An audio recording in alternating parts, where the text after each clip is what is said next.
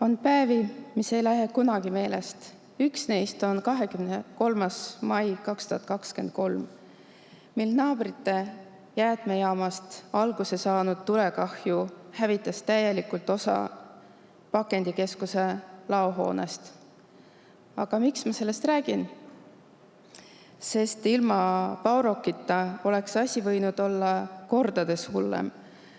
Kui Bauroki betoonist vaheseinad poleks nii tulekindlad, oleks leegid levinud ka kontorisse ja kauplusesse, kus inimesed töötasid. Baurok ja pakendikeskus on mõlemad sündinud 90-ndatel.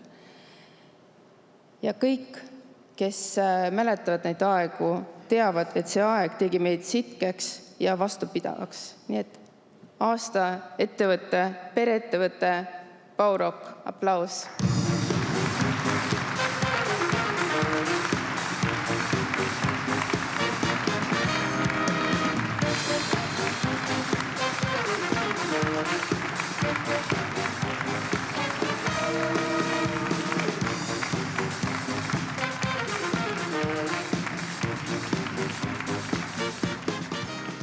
Austatud Vabariigi president, lugupeetud konkursi korraldajad, head saalisviibijad, et selle konkursi määratlus kõrgeim riiklik tunnustus ettevõttele, et see räägib iseenda eest. Ja kahtlemata see on meile suureks auks.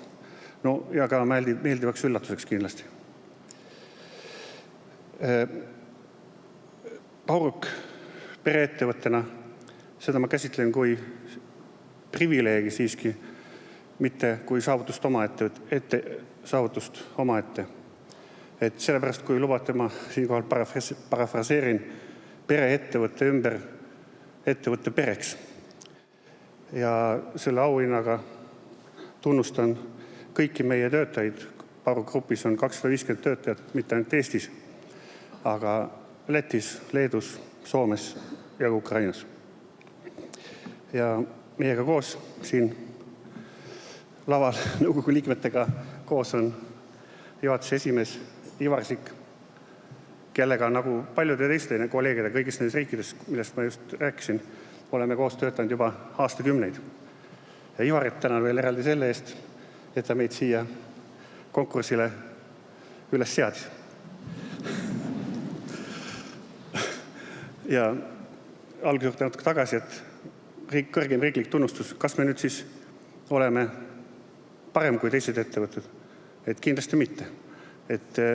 Ja me tegeleme ettevõtlusega ikkagi kõlagu see vähe egoistlikult enda jaoks, mitte selleks, et olla kellestki parem.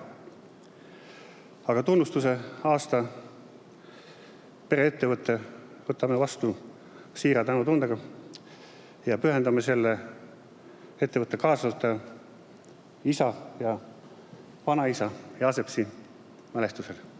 Aitäh!